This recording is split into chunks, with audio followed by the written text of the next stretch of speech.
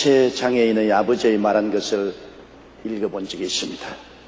이 장애인은 이미 어른 나이가 되었음에도 불구하고 정신적으로는 어린아이와 같았습니다. 또 신체가 부자유하여 스스로 전혀 생활할 수가 없었습니다. 늘 나이 잡수신 아버지가 대소변 받아내 주셔야 하고, 그러고 목욕을 시켜주었습니다. 밥도 아버지가 입에 넣어서 대신 씹어가지고서 그 아들에게 입에 넣어주었습니다. 아버지가 씹어져 넣어주지 않으면 이빨이 하나도 없어서 먹지도 못합니다. 아버지는 한편 생활 꾸려나가랴 또 다른 편으로 장애 아들을 돌보랴 너무 힘들어 죽고 싶은 생각이 여러 번 났다고 말했습니다.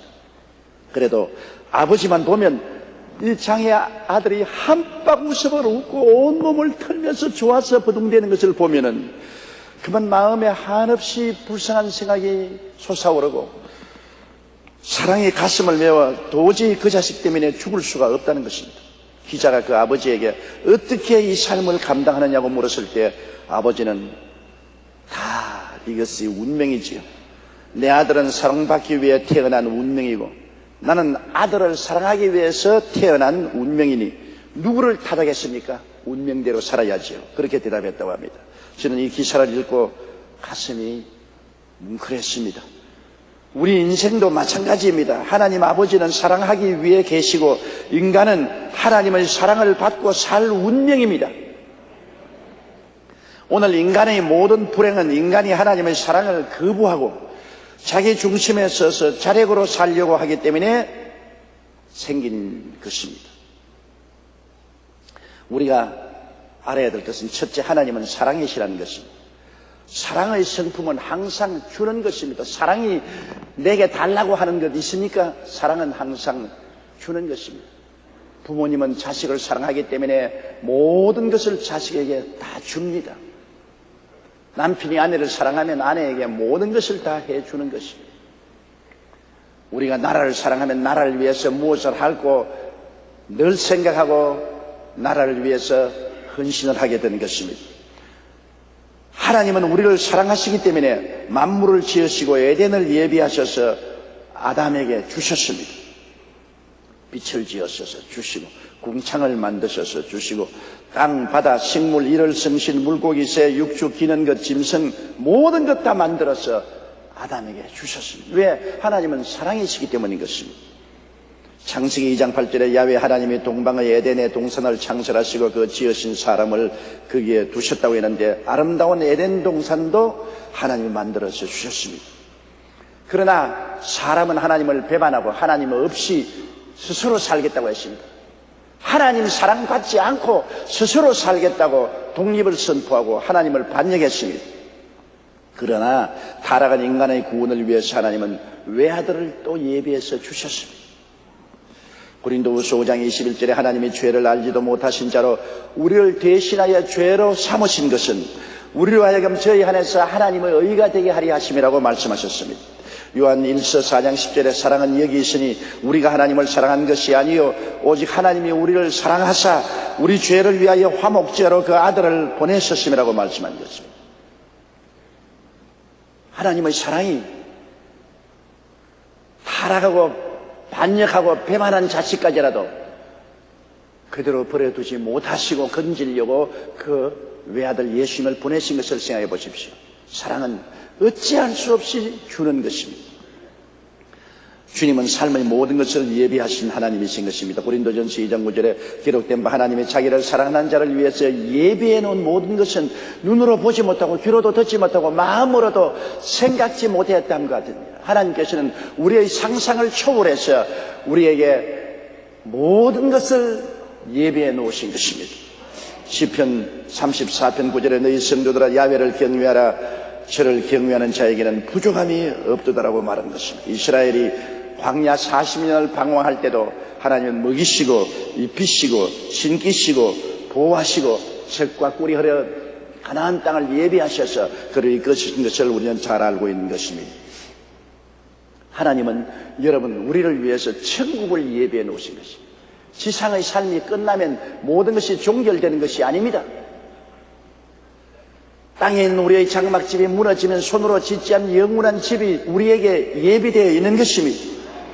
주 예수님께서는 요한복음 14장 1절로 3절에 너희는 마음에 근심하지 말라. 하나님을 믿으니 또 나를 믿어라. 내 아버지 집에 있을 곳이 많도다. 그렇지 않으면 내게 일렀으리라. 내가 너희를 위하여 처소를 예비하러 가느니 가서 처소를 예비하면 다시 와서 나 있는 곳에 너희도 함께 있게 하리라고 말씀하신 것입니다. 하나님께서는 우리를 사랑하셔서 우리가 이 땅의 생명이 끝난 이후에라도 영원히 살 수 있는 처소를 예비해 놓으신 하나님인 것입니다. 성경에는 요한계시록 21장 2절에 또 내가 봄에 거룩한 성 새 예루살렘이 하나님께로부터 하늘에서 내려오니 그 예비한 것이 신부가 남편을 위하여 단장할 것 같더라고 말한 것입니다.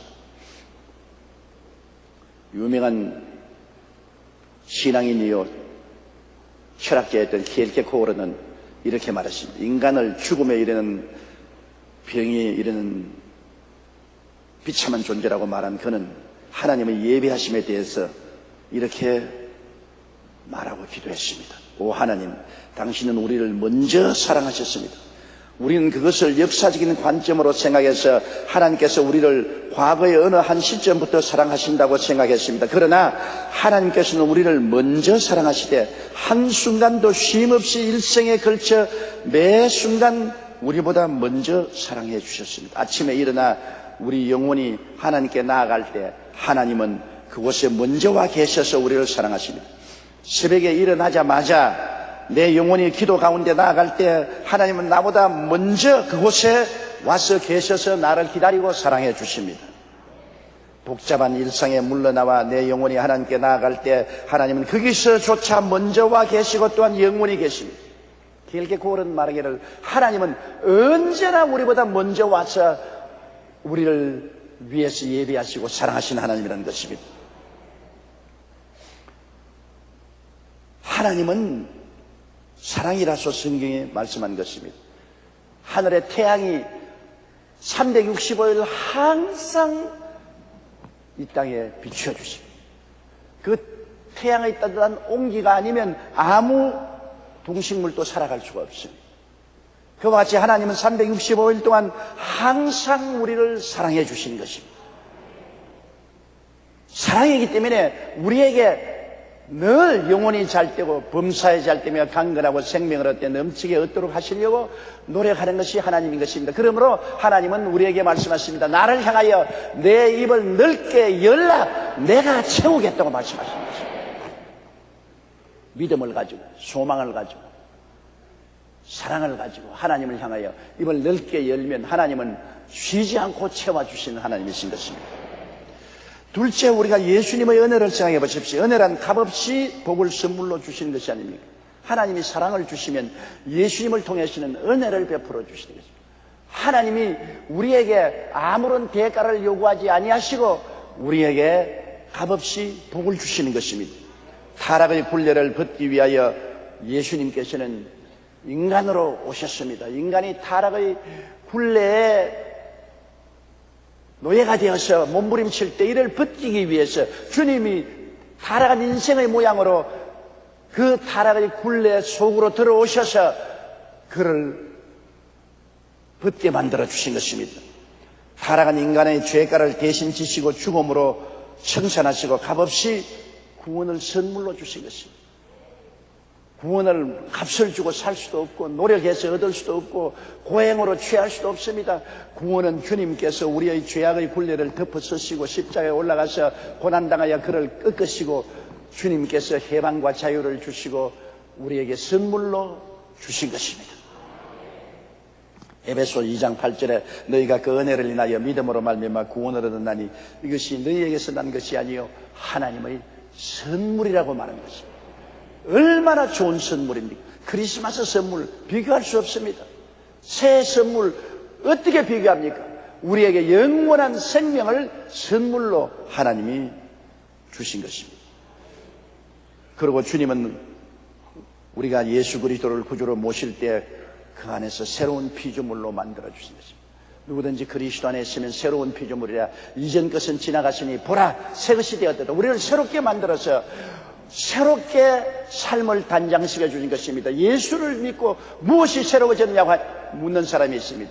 예수님 안에서 옛사람은 청산되고 새사람으로 변화되었을 때 하나님은 우리에게 용서와 의와 영광의 옷을 입혀 주었습니다. 거룩함과 성령 충만의 옷을 입혀 주었습니다. 치료와 건강의 옷을 입혀 주었습니다. 아브라함의 축복과 형통의 옷을 입혀 주었습니다. 부활과 영생과 천국의 옷을 입혀 주었습니다. 썩어지고 냄새나고 부패한 옛날 옷을 벗어서 던져버리시고 주님께서 우리에게 새로운 피조물을 만들어셔서 새로운 영광스러운 옷을 입혀 주신 것입니다. 여러분, 옛날 옷을 입고 살지 않습니다. 그리스도로 새롭게 옷 입은 것입니다. 이제 의로운 사람, 영광스러운 사람이 되었습니다. 거룩하고 성령 충만한 사람이 되었습니다. 치료받고 건강한 사람이 되었습니다. 저주에서 해방을 얻고 아브라함의 축복과 형통을 얻은 사람이 된 것입니다. 부활과 영생과 천국인이 되어버린 것입니다. 거기에 보태어서 주님은 3대 재앙에서 3중 축복 영광스러운 모습을 주셨습니다. 아담이 타락함으로 말미암아 이 세상에 죽음을 가져오고 저주를 가져오고 질병과 파멸을 가져왔지만 예수님 십자가에서 죄를 용서하시고 저주를 제하시고 사망을 철폐하시고 영혼이 잘되고 범사에 잘되며 강건하고 생명을 얻되 넘치게 얻는 새로운 우리의 모습을 허락하여 주신 것입니다. 그리고 우리에게 아름다운 지위를 주셨습니다. 우리를 택하신 족속이란 지위를 주셨습니다. 만민 중에 주님이 택하여 세운 사람, 왕같은 제상으로 삼아주셨습니다. 생명 안에서 예수님과 함께 왕노릇하고 하나님과 더불어 살 수 있는 제사장의 위치를 주었고 거룩한 나라를 만들어서 하나님이 친히 와서 다스리시는 나라가 되고 그의 소유된 백성으로 하나님이 품에 품고 보호하고 지키고 돌보는 백성으로 만들어주신 것입니다. 그렇기 때문에 성경에는 내 입을 넓게 열라 내가 채우리라고 말씀하는 것입니다. 예수님을 통해서 이 놀라운 삶을 우리에게 주신 하나님은 우리에게 끝없는 은총으로 채우기를 원하시는 것입니다. 로마서 8장 32절에 자기 아들을 아끼지 아니하시고 우리 모든 사람을 위하여 내어주시니가 어찌 그 아들과 함께 모든 것을 우리에게 은사로 주시지 아니하시겠느냐. 마태복음 7장 11절에 너희가 악한 자로도 좋은 것으로 줄 줄 알거든 하물며 천부께서 구하는 자에게 좋은 것으로 주지 아니하시겠느냐. 그러니 우리가 하나님을 향해서 입을 넓게 열 수밖에 없습니다. 왜? 하나님은 좋은 것으로 채워주시기를 위해서 기다리고 계시기 때문인 것입니다. 우리는 시골에서 자랄 때 보면 항상 봄에 강남 같은 제비가 돌아와서 집 처마에 제비집을 짓습니다. 열심히 흙을 물어다가 집을 짓고 난 다음 알을 낳고 새끼를 깔면 엄마가 열심히 댕기면서 엄마 아빠가 벌레를 갖다 먹이는 것입니다. 그런데 그 제비 새끼들 중에 어떤 것은 토실토실하고 어떤 것은 비실비실합니다. 그 왜냐? 어미가 먹이를 물고 올 때 힘껏 입을 여는 놈은 제일 많이 얻어먹습니다. 제비는 새끼의 이름을 모릅니다. 그러므로 어느 놈에게 먼저 먹였고 그 다음엔 다음 놈 먹이고 다음 놈 먹여야 될 숫자 개념이 없기 때문에 언제나 먹이를 물고 와서 입을 넓게 여는 놈부터 먼저 주는 것입니다. 그래서 입을 넓게 안 여는 놈은 잘못 얻어먹어서 비실비실하고 입을 넓게 여는 놈은 토실토실합니다. 우리도 한 가지요. 하나님의 은혜를 알고 우리가 입을 넓게 열고 기도하면 하나님이 더 풍성해 주시고 하나님을 향하여 입을 넓게 열지 않고 의심을 가지고 기도 열심히 하지 않으면 비실비실한 신자가 되어버리고 마는 것입니다. 하나님은 놀라운 변화의 역사를 베풀어 줍니다. 우리나라에 기독교가 처음 들어오실 때 고찬익이라는 사람이 있었습니다. 그는 평안도 안주 출신의 갓바치로 전형적인 노름꾼의 사기꾼의 술꾼이었습니다. 관가에서 수없이 잡혀가서 매를 하도 맞았기 때문에 나중에는 벙어리가 되어버리고 말았습니다. 얼마나 때렸기에 벙어리가 됐습니다. 옛날에 인권이 있으니까 잡혀가면 안 죽으라고 안 죽을 만큼 때리지 않아요. 그러던 하루 그는 빛도 추억을 이기지 못하고 죽으려고 독약을 먹었는데 구사일생으로 살아나 사람이 반병신이 되어 있는데 그때 우리나라에 와 있던 미국 출신의 게일 선교사가 전도를 했습니다. 게일 선교사는 그에게 야곱의 이야기가 기록되어 있는 내 이름이 무엇이냐는 전도지를 하나 주었어요. 그래서 그는 집에 와서 그 전도지를 읽었습니다. 그런데 희한하게 그날 밤에 꿈에 흰옷 입은 누가 나타난지, 야 이놈아 너 이름이 뭐냐 그러시거든요. 깜짝 놀라서 그는 고 그렇게 말했어요. 왜냐, 그 당시에 쌍놈 깝바치, 신발 만드는 깝바치는 이름이 없었습니다. 성만 가지고 있었습니다. 그렇기 때문에 고 그랬죠. 그 다음 다시 음성이 물었습니다. 야 인마 똑똑히 말해라, 내 이름이 뭐냐. 그래서 두려워서 벌벌 떨면서 내 이름은 고가이고요, 싸움꾼이요, 술꾼이 망난이 올시다. 당신이 누구신지 모르겠지만 크신 어르신 같은데 나를 좀 용서하고 살려주십시오.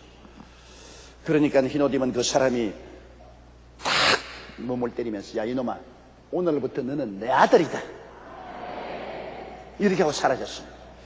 그는 잠에서 깨어난 후 하도 꿈이 이상해서 전날 받은 전도절을 읽고 또 읽었습니다. 그런데 전도들을 자꾸 읽다 보니까 자기도 모르게 혀가 놀려서 벙어리가 말을 하게 되어버렸습니다.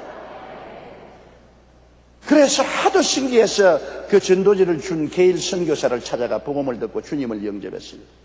원래 이 고찬익이라는 사람은 짐승 가죽으로 신을 만드는 갓바치로 조선사회에서 멸시받던 천민 출신이었습니다. 그래서 고라는 성만 있었지 이름이 없었는데 게일 선교사가 그분에게 찬익이라는 이름을 주셨습니다. 왜냐하면 남에게 많은 이익을 끼치는 사람이 되라.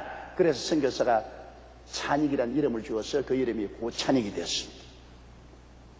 그 이후 세 사람이 된 고찬익은 자신이 과거에 해를 입혔거나 신세를 짓던 사람을 찾아다니며 나는 도둑놈의 사구꾼이었습니다. 그러나 이제는 예수 믿고 새 사람이 되었습니다. 제가 신발을 만들어 드리겠습니다 라며 자신의 잘못을 회개하고 신발을 만들어 드리며 일일이 복음을 전도했습니다.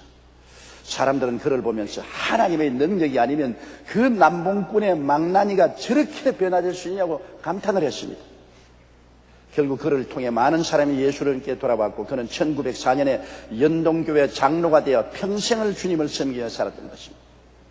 주 안에 있으면 누구나 새로운 피조물이요, 주께서 우리의 죄를 대신하여 죽으시고 그 죄값을 청산하셨기 때문에 어떠한 사람이라도 예수 믿으면 새로운 피조물이 되고 변화되고 놀라운 은혜와 축복을 받게 되는 것입니다.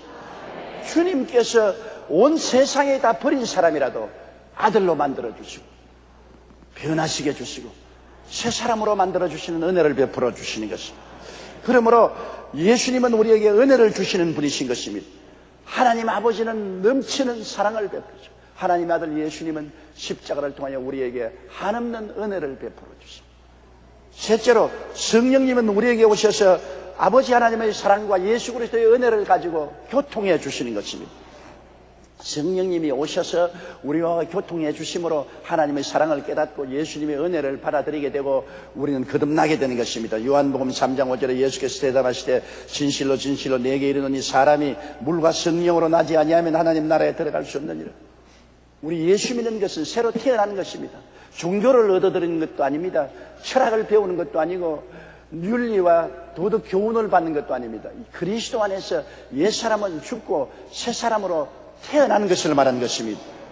디도서 3장 5절에 우리를 구원하시되 우리의 행한 바 의로운 행위로 말미암지 아니하고 오직 그의 긍휼하심을 쫓아 중생의 씻음과 성령의 새롭게 하심으로 하셨느니라.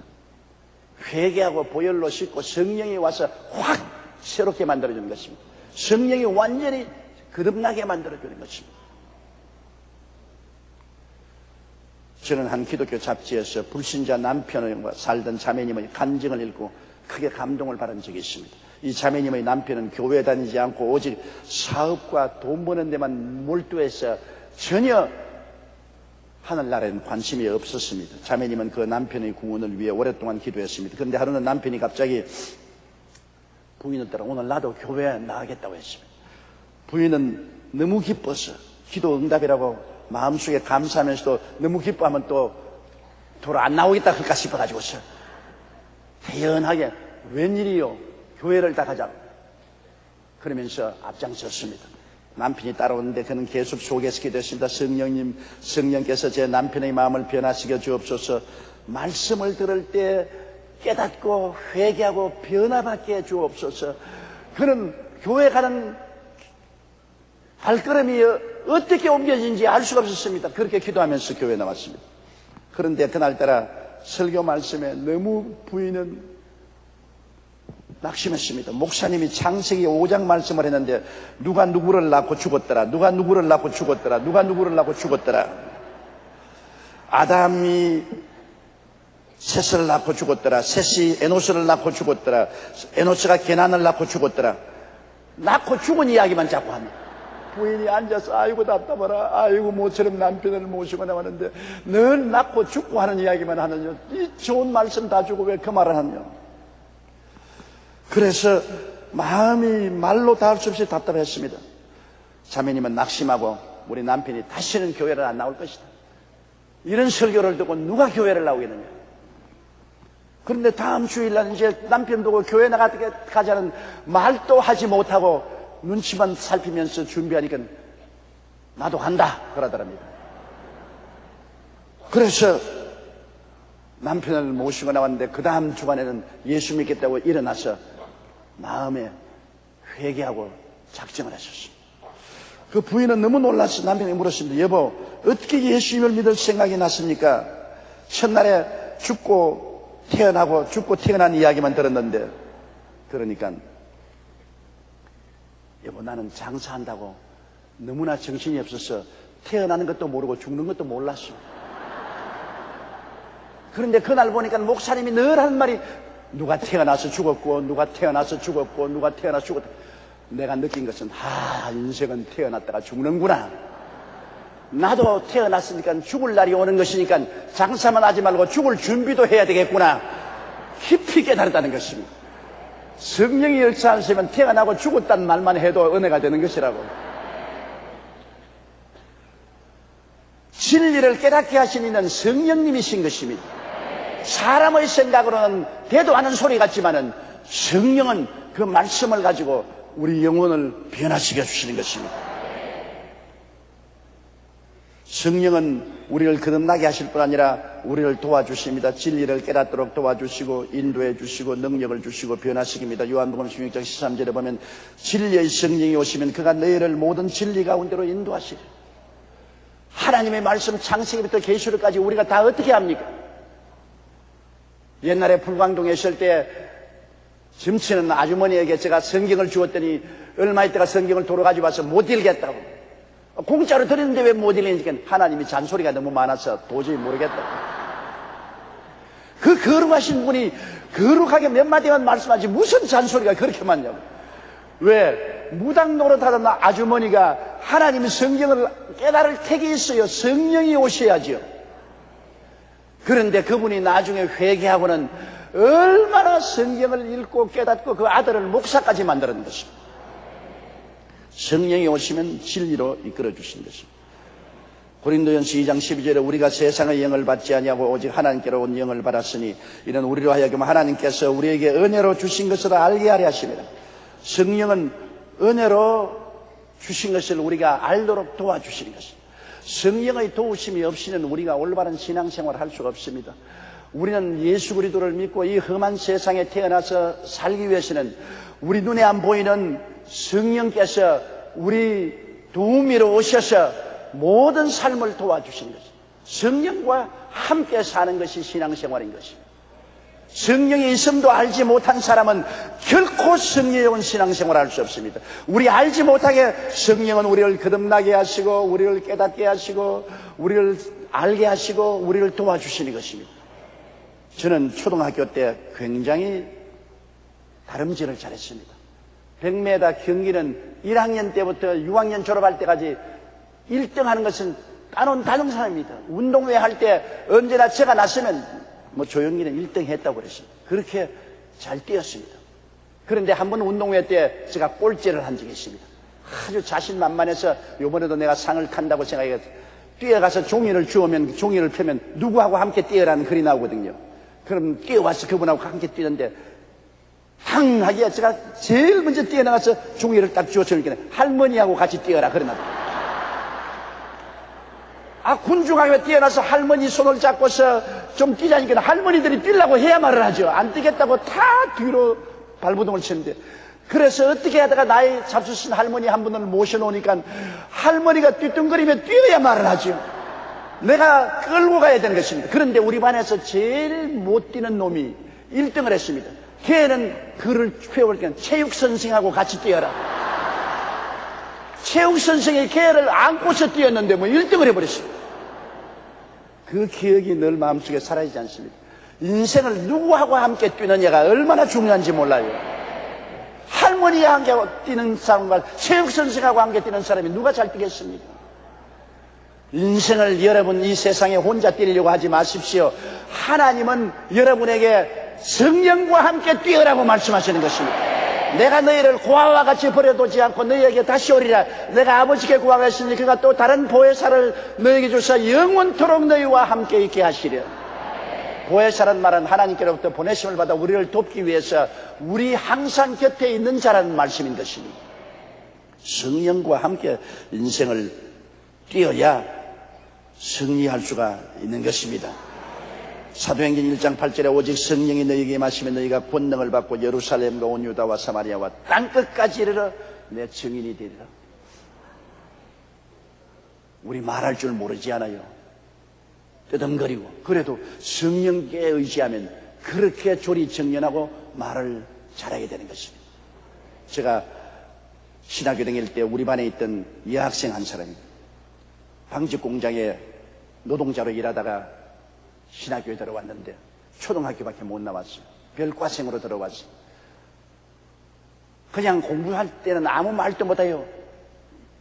일반적으로 다른 사람들과 대화도 잘 못해요. 그래서 저희 속으로 저 병신이 왜 신학교에 들어왔노? 새를 통해서 무슨 일을 하겠노? 그랬다가 하루에 제가 크게 회개했습니다. 늘 토요일에는 파고다 공원에 전도를 나가는데 저는 전도부장이었습니다. 북을 메고서 둥둥 북을 주면서 사람들을 모았는데 제가 기회를 오늘 네가 설교해라 그랬습니다. 내 속으로는 죽을 쏘아도 완전히 팥죽을 쏠 것이라고 생각하고 내가 설교라. 딱 서서 설교하는데 지금도 그 모습이 되게 보입니다. 얼굴이 빨갛게 되더니만 그냥 입을 여는데 폭포수같이 하나님 말씀을 전가하는데 사람들이 다 듣고 박수를 치고 그러더라고요. 와, 제가 도저히 눈을 믿을 수 없고 귀를 믿을 수가 없어요. 저 병신이 어떻게 저렇게 설교를 잘하느냐. 강단에서 내려오고 난 다음에는 여전히 병신이에요. 나중에 알고 보니 걔는 성령이 충만한 애라. 기도할 때 성령이 충만하고 방언으로 기도하며 하나님과 교통하는 애죠. 나중에 목사 사모가 되었지만 놀라운 은혜가 역사에서 성령이 오시면 상상을 초월한 능력을 준다는 것을 저는 그때 깨달았습니다. 하나님의 성령은 능력을 주시고 우리의 생활에 변화를 가져와 주시는 것입니다. 에베소서 4장 24절에 하나님을 따라 의와 진리의 거룩함으로 지으심을 얻은 새 사람을 입어라. 우리가 새 사람이 될 수가 없습니다. 우리 힘으로 어떻게 새 사람이 되어요? 그러나 성령이 우리를 꾸짖고 달래고 위로하시고 가르치고 격려해 주셔서 우리를 새 사람이 되도록 변화시켜 주시는 것입니다. 노예가 고치 안에 들어가서 있다가 나비기가 되어 나오는 것처럼 우리 속에 점점 변화시키는 능력이 나타나도록 성령께서 역사해 주시는 것입니다. 넷째로, 그러면 하나님의 사랑과 예수님의 은혜와 성령님의 도우심으로 살 운명이면 우리가 어떻게 마음을 가다듬어 살아야 되겠습니까? 우리는 예수 믿는 사람은 운명적으로 하나님의 사랑과 예수님의 은혜와 성령님의 교통을 가지고 살아야만 하는 것입니다. 마치 오늘 제가 이야기해 드린 것처럼 불구자의 아들이 별 도리 없이 아버지의 사랑을 받고 살아야 될 운명인 것처럼 우리는 하나님의 사랑과 예수님의 은혜와 성령님의 교통을 받아서 살 운명인 것입니다. 그러므로 우리가 알아야 될 것은 인간은 자기 주체로 스스로 살 수 없다는 것을 알아야 된다는 것입니다. 내 중심으로 내 힘으로 살 수 있다고 생각하는 그 생각을 버려야 됩니다. 에레미야 2장 13절에 내 백성이 두 가지 악을 행하였나니 곧 생수의 그런 데는 나를 버린 것과 스스로 웅덩이를 판 것인데 그것은 물을 저축지 못할 터진 웅덩이라. 그러므로 우리 인간 존재 형식을 잘 알아야 돼요. 여러분, 성경에는 사람을 성전이라고 말했습니다. 이 성전, 우리가 이 성전이라면, 성전은 자체적으로 의미가 없어요. 성전은 성령이 와서 거하셔야 성전이 되는 것입니다. 내용이 있어야 돼요. 텅 빈 공간만 있으면 그것은 성전이 아닙니다. 우리는 성전같이 내용을 가져야 될 존재인 것입니다. 우리 속에 아버지와 아들과 성령님을 모시고 살아야 될 운명인 것입니다. 고린도전서 6장 19절로 20절에 너희 몸은 너희가 하나님께로부터 받은 바 너희 가운데 계신 성령의 전인 줄을 알지 못하느냐. 너희는 너희 것이 아니라 값으로 산 것이 되었으니 그런즉 너희 몸으로 하나님께 영광을 돌려라. 또 인간은 하나님을 모시는 질그릇이라고 말했습니다. 그릇은 내용물을 담아야 그릇이지 내용이 없는 그릇은 아무 소용이 없지 않습니까? 고린도후서 4장 7절에 우리가 이 보배를 질그릇에 가졌으니 이런 능력의 심히 큰 것이 하나님께 있고 우리에게 있지 아니함을 알려 하십니다. 그릇입니다. 우리 내용은 아버지와 아들과 성령이 담아 있어야 되는 것입니다. 또 포도나무와 가지라고 말했습니다. 예수님은 포도나무요, 우리는 가지인데 우리는 포도나무에 붙어 있어야 습기와 양분을 받아서 살 수 있지, 포도나무에서 떨어지면 우리 스스로는 살아갈 수가 없습니다. 우리는 끊임없이 그리스도에게 붙어 있어야 돼요. 요한복음 15장 5절에 나는 포도나무요 너희는 가지니 제가 내 안에 내가 저 안에 있으면 이 사람은 과실을 많이 맺나니 나를 떠나서는 너희가 아무것도 할 수 없습니다. 그러므로 우리는 하나님 아버지와 아들과 예수님을, 성령님을 모신 성전이요, 하나님과 아들과 성령을 모신 그릇이요, 우리는 예수 그리스도에게 붙어있는 가짐으로 어찌할 도리 없이 하나님과의 관계를 잘 맺지 않고는 살아갈 수가 없습니다. 성경에는 내 입을 넓게 열라 내가 채우려 했으니, 그렇기 때문에 우리들은 성전같이 큰 빈 공간으로 입을 넓게 열고 아버지의 사랑과 예수님의 은혜와 성령의 교통을 받아들여야 되고, 그릇같이 오므라진 그릇이 아니라 활짝 펼쳐진 그릇이 되어서 아버지와 아들과 성령을 그릇 속에 담고 살아야 되고, 우리는 그리스도의 포도나무에 꽉 붙어 있어가지고서 그리스도를 통해서 물기와 양분을 받아서 살아야 되는 것입니다. 그렇기 때문에 이제 우리가 살 때 생각을 바꿔야 되는 것입니다. 내 인간의 수단과 방법과 노력으로 내 힘으로 인생을 산다는 생각을 없애야 되는 것입니다. 우리는 마태복음 6장 33절처럼 너희는 먼저 그의 나라와 그의 의를 구하라 그리하면 이 모든 것을 채우시리라. 내 힘으로 사는 것이 아니라 하나님을 먼저 섬기고 살면 하나님이 채워주시는 사람이라는 것으로 생각을 바꿔야 되는 것입니다. 로마서 12장 2절에 너희는 이 세대를 본받지 말고 오직 마음을 새롭게 함으로 변화를 받아 하나님의 선하시고 기뻐하시고 온전하신 뜻이 무엇인지 분별하도록 하라고 말한 것입니다. 어떤 로버트 슐러 목사님이 쓴 간절히 원하면 이루리라는 책에서 재미있는 이야기를 읽어보았습니다. 한 사람이 바다 낚시를 갔는데 옆에 사람이 부지런히 낚시질을 하고 있습니다. 그런데 그 사람은 30cm 되는 자를 가지고 있어요.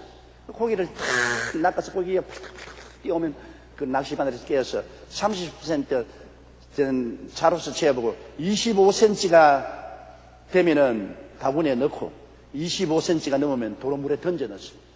가만히 보면 또 생선을 낚으면 25cm 이하는 바구니에 넣고 25cm가 넘으면 물에 넣어줍니다.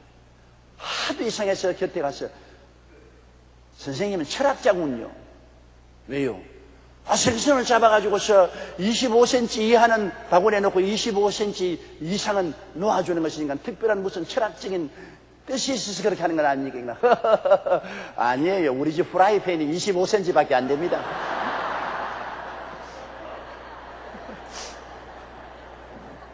사람이 생각이 그렇게 굳어져 있으면 어떻게 합니까? 프라이팬이 25cm면 30cm 생선을 잡으면 반을 자르면 거기에서 요리할 수 있잖아요. 그러나 그런 마음을 변화시킬 줄 모르고 꼭 전통적인 25cm만 있어야 된다고 생각하고 있는 것입니다. 우리 예수 믿는 사람은 그리스도 안에서 생각을 바꿔야 되는 것입니다. 내 스스로 인본주의로 인간의 수단과 방법으로 살지 않으면 못 산다고 생각하는 굳은 마음을 변화시켜서 그 나라와 그 일을 먼저 구하면 하나님이 모든 일을 도와주신다고 생각을 바꿔야 되는 것입니다. 우리는 늘 하나님 말씀을 듣고 읽고 묵상하고 마음의 생각이 바꾸어져야 되는 것입니다. 그리고 채우시는 하나님을 바라봐야 됩니다. 우리 스스로가 채우는 것이 아닙니다. 아버지가 태양빛처럼 비추어서 우리를 채워주시고, 예수님이 십자가의 은혜로 채워주시고, 성령이 교통으로 채워주시는 것입니다. 삼위일체 하나님이 우리에게 늘 채워주시는 것입니다. 그러므로 아버지와 아들과 성령을 바라보고 입을 넓게 열고 믿음의 기도를 드려야 되는 것입니다. 바라본다는 것 굉장히 중요하지요. 창세기 13장 14절에 야훼께서 아브라함에게 이르시되 너희 눈을 들어 너희 있는 곳에서 동서남북을 바라보라. 내 눈에 보이는 이 땅을 너와 내 자신에게 주리니 영원하리라. 바라보면 채워주시겠다는 것입니다. 창세기 15장 5절에도 하늘을 우러러 무별을 셀 수 있나 보라. 또 그에게 이르시되 내 자신이 이와 같으리라. 하늘의 별들을 헤아리고 바라보면 그 별들의 수와 같이 자손들을 주겠다는 것입니다.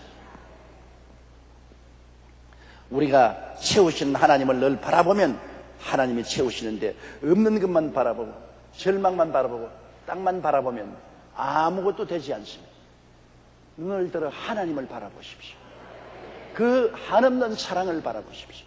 예수님의 그 끝없는 은혜를 바라보십시오. 성령님의 놀라운 교통을 바라보십시오. 하나님을 예배하고 찬미하십시오. 내 영혼아 야훼를 송축하라. 내 속에 있는 것들아 다 그 성호를 송축하라.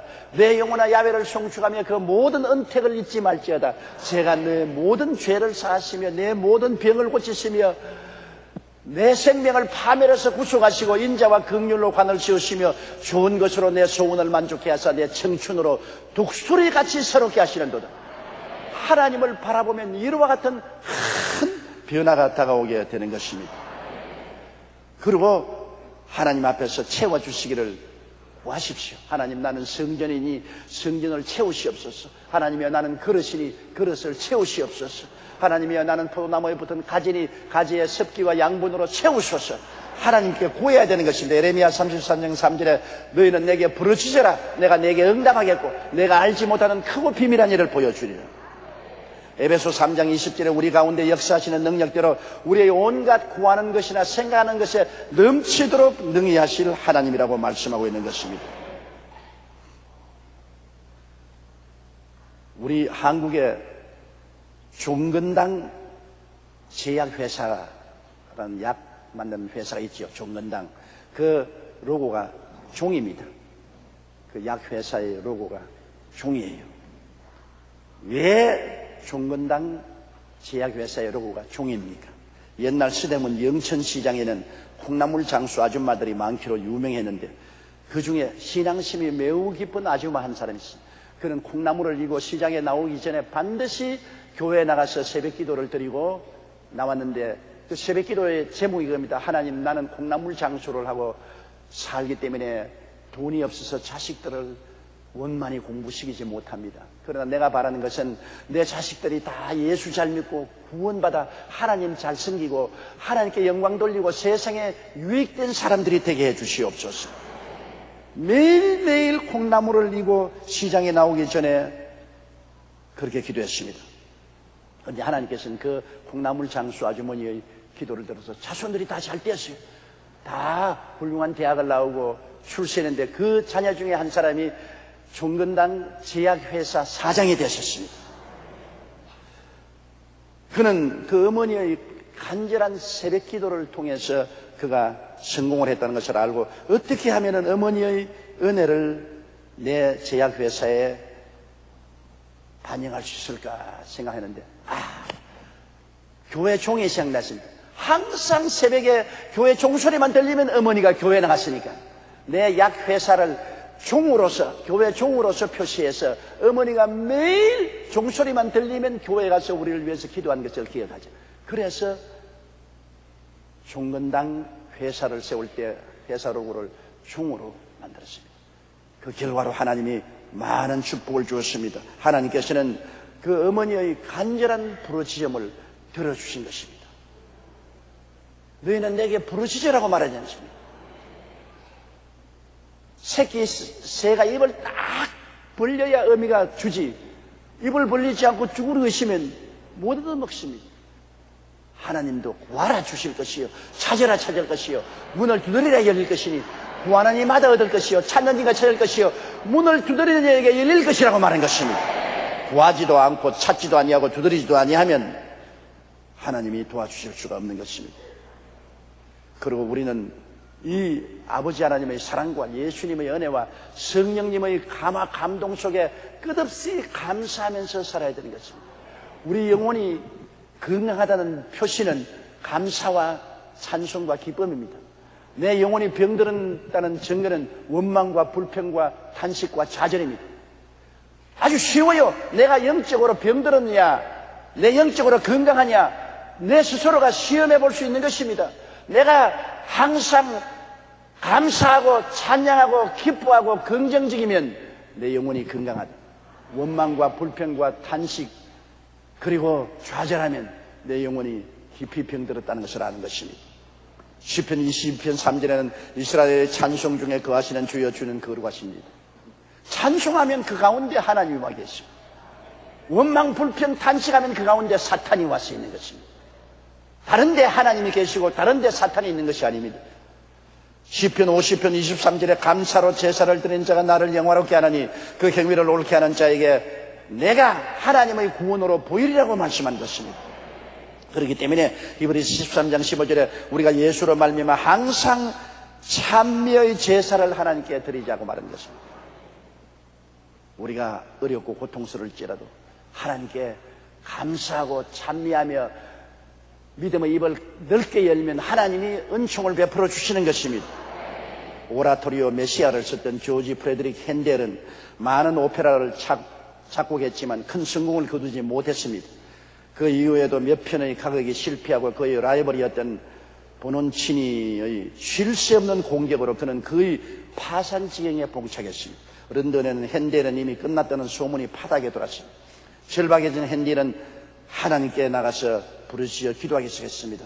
핸델이 이렇게 기도를 시작한 지 23일 만에 완공한 곡이 저 유명한 메시아입니다. 그는 잠도 자지 아니하고 먹는 것도 잊어버리고 문을 닫아 걸어놓고 24일 동안 하나님께 부르짖어 기도하면서 작곡을 한 것입니다.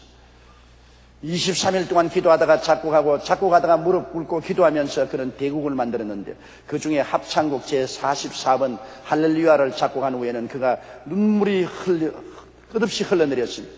그는 말하기를 내 앞에 천국이 나타난 것을 보았다. 그리고 나는 위대하신 하나님을 보았다. 오 하나님이 나를 찾아오셨구나라고 외치고 남았습니다. 여러분 사람들이 모두 가망이 없다고 하던 때에 그는 하나님이 채워주신다는 것을 알고 20살 동안 무릎을 꿇고 부르짖어 기도하고 울부짖은 결과로 하늘의 계시가 나타나서 핸델 저명한 곡을 만들 수가 있는 것입니다. 우리를 채우시는 분은 오직 하나님이십니다. 사람이 다 포기한다고 할지라도 우리가 하나님을 향해 믿음의 입을 넓게 열고 기도하면 하나님이 채워주시는 것입니다. 지체장애인은 사랑과 은혜와 도우심을 받아서 할 운명이고 그 아버지는 사랑과 은혜와 도움을 베풀 운명이라고 말했어요. 정말 운명치고는 기구한 운명 아닙니까? 그래도 아버지 없이는 살아갈 수 없는 운명의 아들과 아들에게 도움을 베풀지 않고는 죽을 수도 없는 아버지의 운명을 생각하십시오. 우리가 바로 도움을 받지 않고는 살아갈 수 없는 운명이고 하나님은 우리를 도울 수밖에 없는 분이신 것입니다. 우리는 하나님의 사랑과 은혜와 도우심을 받아야 삽니다. 아버지의 사랑과 예수님의 은혜와 성령님의 교통 없이는 살아갈 수가 없습니다. 그리고 하나님은 사랑이기 때문에 우리를 사랑할 수밖에 없는 운명입니다. 예수님은 우리에게 은혜를 베풀 수밖에 없는 운명입니다. 성령은 우리와 함께 계셔서 교통할 수밖에 없는 운명입니다.